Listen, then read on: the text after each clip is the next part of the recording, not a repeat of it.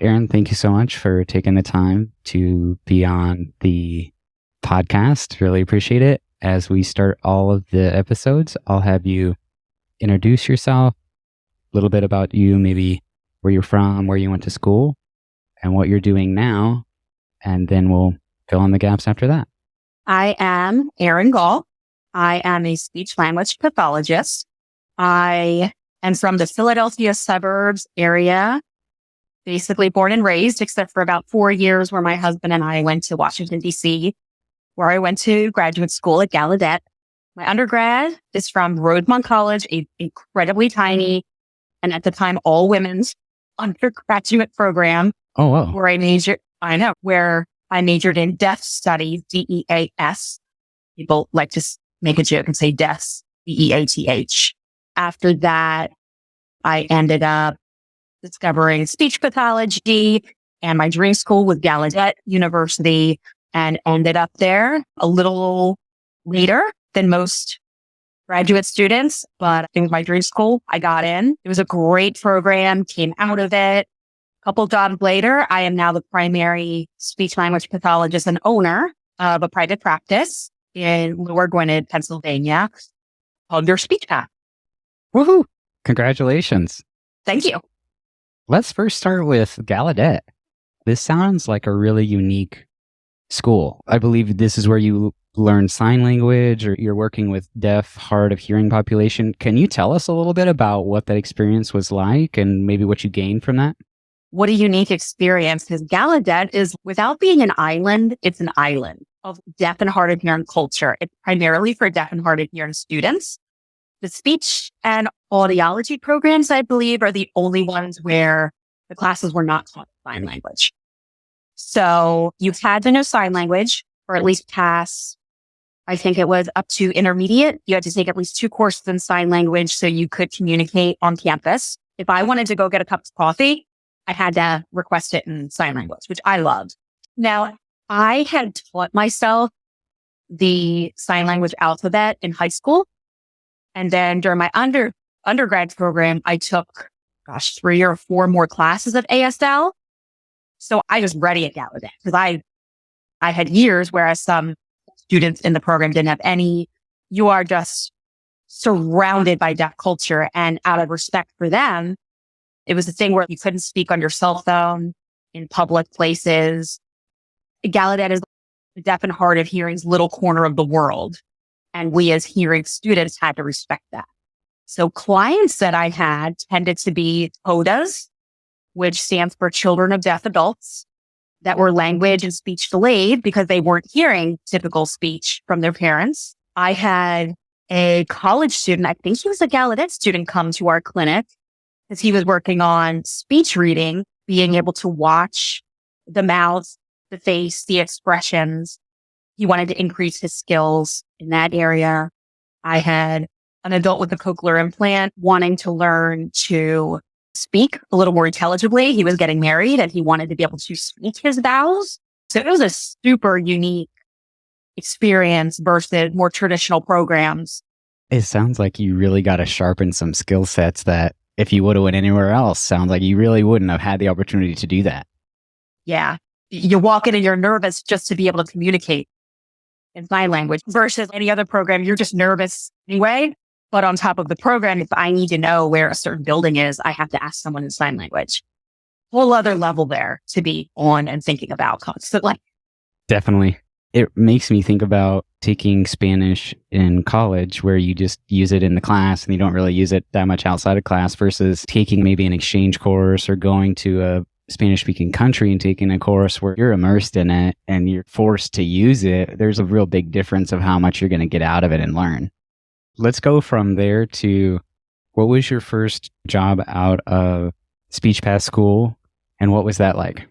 So my first job is what we consider a clinical fellowship, which usually runs about 9 to 10 months, where you still have some supervision, but you have your own caseload, your earning hours, certification, clinical competency, and all that. After interviewing a couple different places, I went to a 3 to 5 program, which is part of early intervention. And they placed me in a preschool specifically in the deaf and hard of hearing classroom. Now, there were only 7 kids in there, so I also had other populations, but they were thrilled to find someone with that background, the deaf and hard of hearing. It was very intense, however. Caseload gradually got bigger and bigger and bigger, so much so that I fairly quickly learned this is not for me. I was having to group kids with completely different diagnoses. One has hearing loss, one has Down syndrome, one has S-blend issues. And I was expected to put them in a group and work on all of their separate goals. And this doesn't work for them or for me. So I was there until my clinical fellowship was over and maybe another month or so. But then I was, all right, I got to do something else. What a learning experience. Learned about IEPs, working with parents in meetings. There are some really, really intense IEP meetings. I was actually on a call with somebody who does IEP meetings, and this was in the state of California for reference.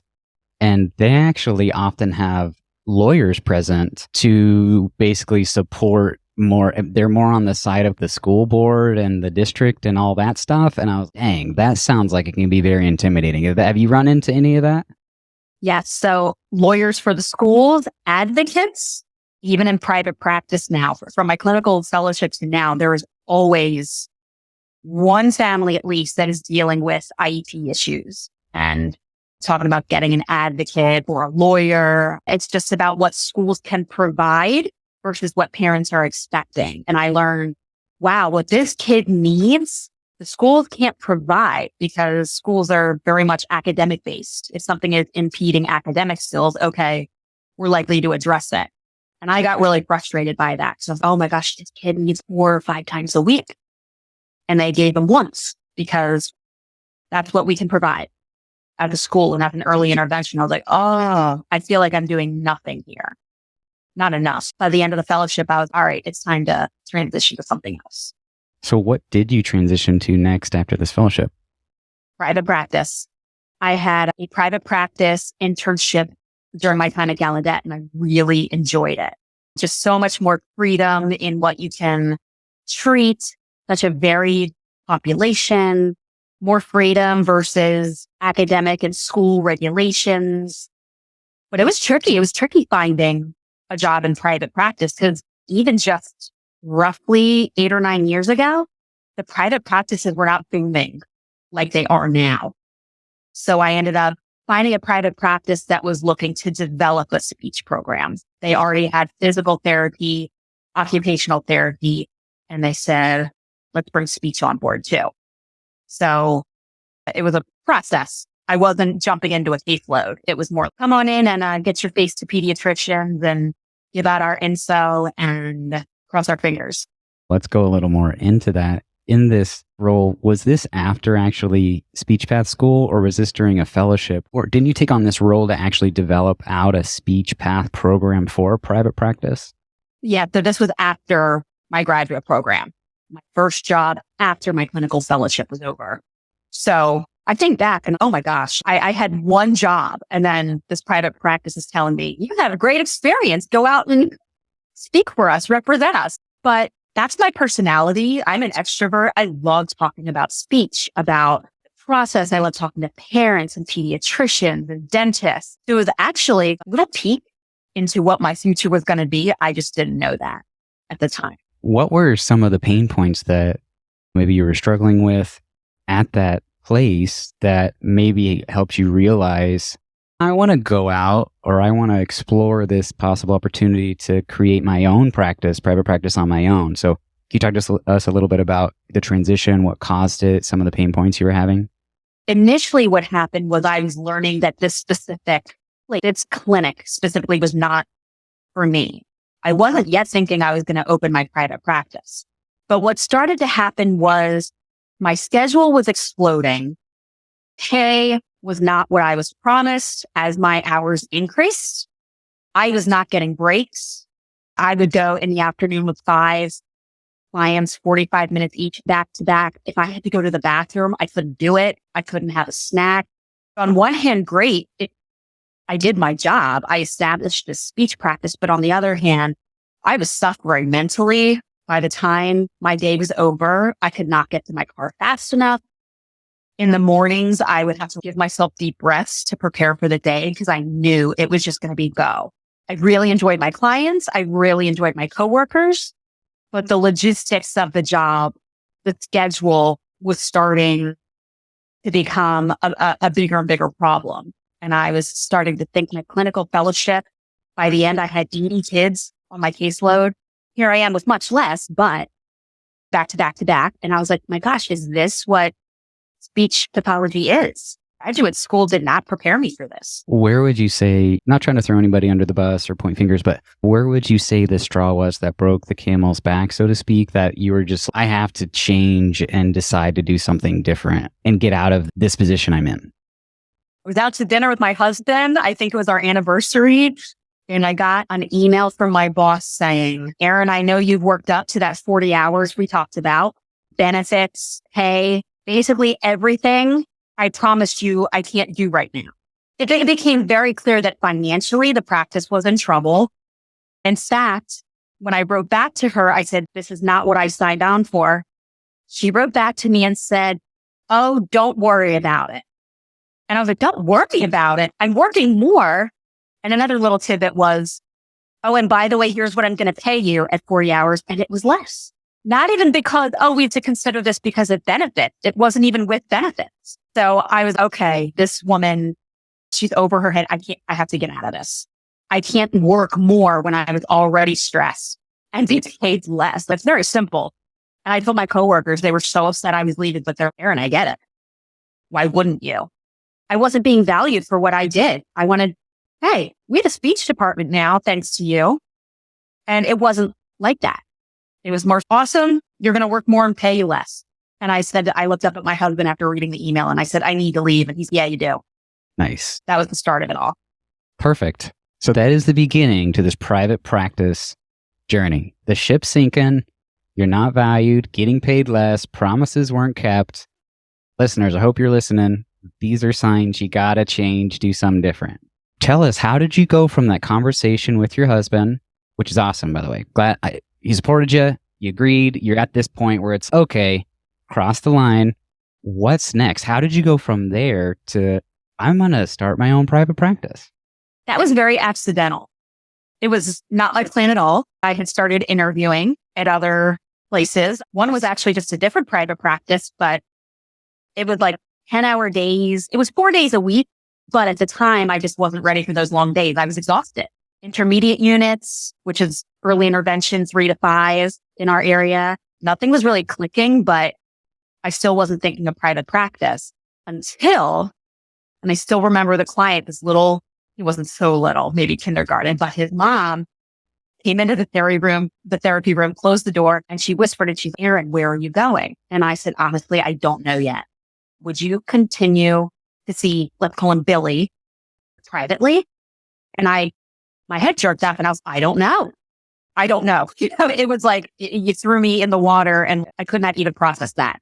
So I said, I'm interviewing other places. Let me give you my personal email so that you can keep in touch with me. I think it was the next day, another fam asked me, where are you going? And you continue seeing so-and-so. And I was like, you know what? I am not looking to coach anyone. This was not the plan. This was not a preconceived, intentional leave to start my own practice. It just wasn't like that. So I went home, talked to my husband, and he did have some hesitation about a private practice because he was, what about taxes? What about this? What about that? And I said, these are all really great questions. I don't know. From then until the 2 weeks I left, the current practice I was at, I was just doing a ton of research. What would this look like? And I had never heard of a mobile private practice, and certainly not jumping into getting an office and hoping the attendance fairy is working that day and sends me clients. No way. So we talked a little more and I said, I think I'm going to do this private practice thing. And I gave myself a week after I left that private practice I was at. The owner was furious at the list of clients that didn't want to continue. They didn't have, I think she was hiring another speech therapist, but I don't know if she was on board yet or what. And I said, these are not because they're not following me. You don't understand the relationship between a family, a client, and the therapist. Just for my conversations with family, they knew I was leaving on not great terms. So I left Atlas. She was not too happy. But so the research continued. I said, all right, let's do this. And I began driving to kids' homes. And I will never, ever do it again. Not my thing. You baby stepped into the starting your own practice by doing a concierge, going to people's homes, therapy service thing. So you already explained that you tried it. This isn't for you. Tell us what you didn't like about it. And then we'll get into what's after that. Initially, I thought, oh, this is great. I get time between clients. I can listen to my shows, my podcasts, music, have a little downtime before the next one. But then my schedule started exploding. And in the beginning, you accept anyone just to establish that clientele. I started driving hour between clients to go from one county to another county, back to the county. I had no sense of organization in that. Okay, I do this area this day. And then none of that. I was physically exhausted, mentally exhausted. And most of all, I felt my therapy was suffering. I felt my evaluations and the therapy sessions just weren't what I knew I could do. And for me, it was because the kids were very comfortable in their homes. And there's certainly a place for that. But kids are running out of the room. They say, I'm going to go get a snack. And I felt very awkward in saying, no, you can't get a snack in your own home. You need to sit here with me. I'm the boss, even though this is your house and it's not mine. I found my evaluations were just really suffering, more bare-boned. This is not the impression I want to give to people that this is my best work. I know some SLPs that do mobile and they love it. And then I was forced to start thinking about an office when I was getting more calls and I just couldn't, there just weren't enough hours in the day for me to take them. And I was thinking, okay, if I'm going to grow, I have to consider another change. It's just constant changes and evolving. Because I started thinking, wow, instead of seeing 5 clients, because I drive so much, I could be seeing 8 or 9. So I very hesitantly, and I was terrified in the process. I reached out to a realtor, say, hey, I'm not promising anything, but I would be interested in just seeing what this area has as far as offices, costs, all that. And so then that little adventure began. And that's where you branched out into transitioning from not doing the mobile, but transitioning more into a brick and mortar location, right? It was the best thing I ever did. And I was very nervous to tell all my families because I was now choosing a location close to me where I live versus 45 minutes away where I was driving, sometimes an hour away. And I want all therapists to hear this. If you are providing excellent services, clients will follow. I lost one family out of all that I saw. And that was because of some personal stuff going on with them. They would have been able to get their kids to me, but they just said, we need the convenience right now. But if we could, we would follow you. But I was terrified telling these families, thinking I would lose everybody. I'm starting from scratch. I would have no clients. I would have no way to pay the rent, but it was the complete opposite. And it was an amazing change. I want to emphasize that because I've heard it over and over again with therapists that own their own business. If you provide excellent service, that is your biggest marketing. That's your biggest business generator. And as you mentioned, they're willing to follow you to go wherever you are to get the quality that you're providing. On that note, I'm going to say the universe was telling you or trying to show you something when these families were reaching out to you and they were like, hey, where are you going? We want to stay with you. To me, there's something going on here. There's opportunity. Basically, the world or the universe is telling me that they are willing to pay for my services, even if I go somewhere else. So I think these are some signs to look at if y'all are thinking about opening up your own practice. And I think this is a great discussion because whenever we first started on discussing your journey, you were just scared of a brick and mortar. That's not what I want to do. That's not right. And then as we're trying things out, okay, I tried the mobile thing. That's not it. now we're realizing, oh man, this brick and mortar thing is really where it's at. And you're currently still in a brick and mortar location, right? Yep. I'm in my second office. I moved just down the street just because of, sure everyone can relate, some landlord issues. But I'm having construction done on my office as we speak right now to add another therapy room, add storage because we're growing. But yeah, brick and mortar is where I belong.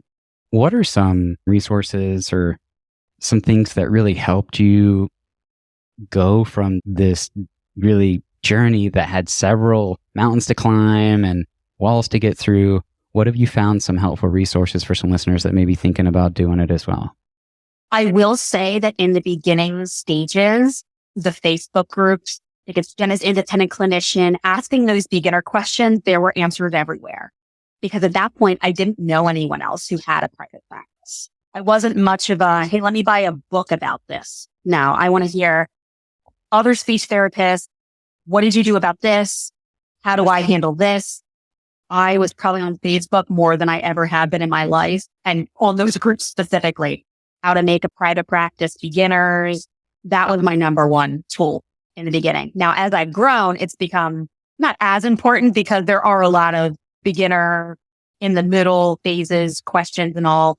I've evolved into now knowing other private practice owners that are SLPs, and they've become my best resources to date. There's a lot of, as we will find, and I've already probably experienced themselves, there's a lot of free information that's actually out online to help answer some of these questions and get going. But I think where the real value comes from is these groups and these networks and talking to people that have the experience of going through some of these pain points, and they can share what's worked for them and what hasn't. And it's going to be on the record now. I am considering transitioning to creating mastermind groups for individuals at this current initial phase that have practices, that are practice owners. And it's something I'm doing some market research on and going to do some more networking and stuff. So a little plug there for the future for Rehab Rebels and those that are interested. But I really love how you're coming on and really sharing this clear journey that we're going through with you. And something I thought that was really unique was very quickly out of the bat, you knew what you wanted, tried it out, didn't work, tried something new, modified. And then it's just like this evolving thing, as you said, which is just great. What is your day-to-day life like as a business owner in the speech path world? What it looks like now is like completely different in a good way from when I started. I probably start 8:30 or 9 in the morning. I see usually 4 kids, 4 or 5. I have half hour and 45-minute sessions. And then I have made it so that in the middle of the day, I can go home for 2 or 3 hours. I can walk my dog. I can have lunch. I can watch a show, do notes. And then I go back typically 3:30-ish. And I work till 6 or 6:30 with all of my after school kids. Now, this has become possible because I'm able to say no to some clients and say, no, I can't take them. But now I have 2 contracting speech therapists that will take clients now after school. So that's been another huge help to be able to have more of a flexible schedule, which I needed in particular last year, not to go off topic or anything, but last year I was diagnosed with very early stage breast cancer. And so I could not have had a private practice at a better time because I was able to take time off for appointments. I was out of work for 3 months after my double mastectomy. And I was so nervous families wouldn't come back. And I think all but 3 did. And they were just natural discharges. Eventually you get to reap those benefits once you put in the work and the time. I've talked about this with other practitioners too. It's creating your own lifestyle, a lifestyle of design, or however you want to frame it. It is definitely one of the perks once you put in the work, get where you need to be, of being your own boss and setting your own schedule. And I think a great segue question would be, who do you feel would be a great fit or personality type for being a health business owner, practitioner, etc.? You have to be able to say no. You have to know what you're good at. You have to know what you're bad at. And not bad, but inexperienced with. You have to know how to talk to parents. You have to know how to talk to kids. You have to be proactive. There's no one over your shoulder. telling you how to do this. Someone who's able to take the reins and bolt to get everything done. That's the personality. Those who tend to sit back, watch everything happen, be told, all right, I need this task and this task done by the end of the day. That is not for private practice owners. And one thing I do want to emphasize is that private practice is not for everyone. There's a lot of talk, especially since COVID, I feel, that anyone can make a private practice. I don't think that's true. It's a very specific personality.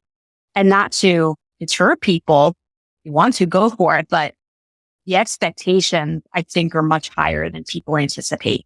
I think you're a unique case as well, Erin, because you first got that initial experience working in private practice and setting up a program, an SLP program in that practice. And then you got those relationships with those clients and were able to network. You were in a really good position to be able to almost test out what it was like to be maybe in a private practice setting and feel. And then boom, then you just made that switch to give it a try on your own and go out and venture on your own and modify and change as what works best for you.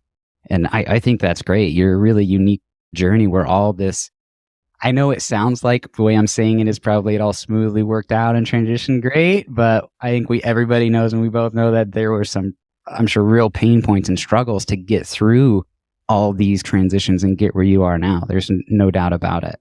Yeah, for sure. Everything from dealing with landlords that aren't following through with what you need to parents who don't like your style or how you, I don't want to say discipline, but I had a client where they threw a toy in the room and it almost hit me. And I say the mom eyes and I got an email later in the day saying, oh, so-and-so's very sensitive. I'm wondering if there's a different approach. And geez.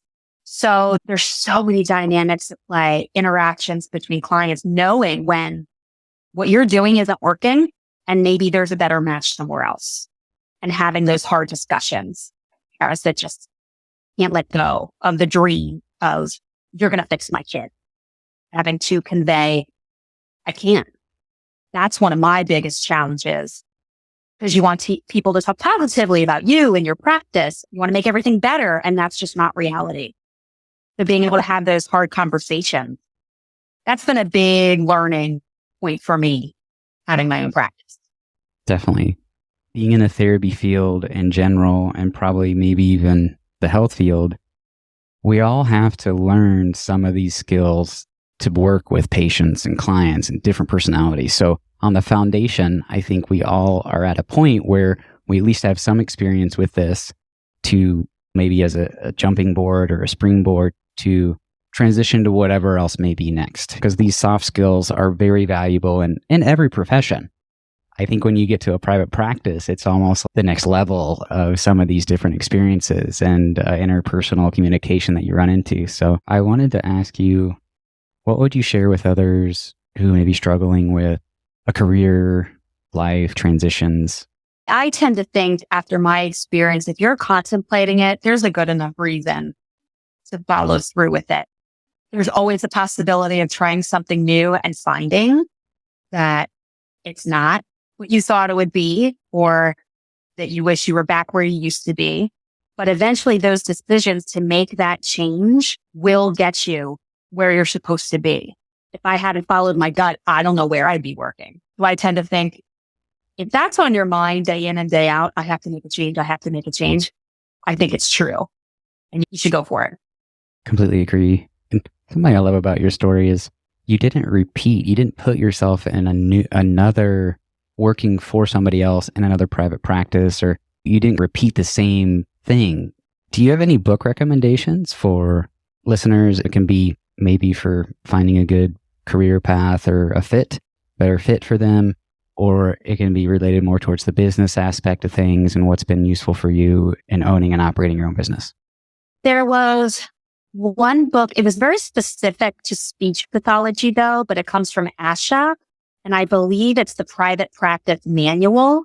That was really good for me in the beginning to get some basic stuff when maybe I was left with a couple question marks after asking Facebook groups. I would recommend that, but the ASHA book, it's like a guide to private practice. I really enjoyed that one.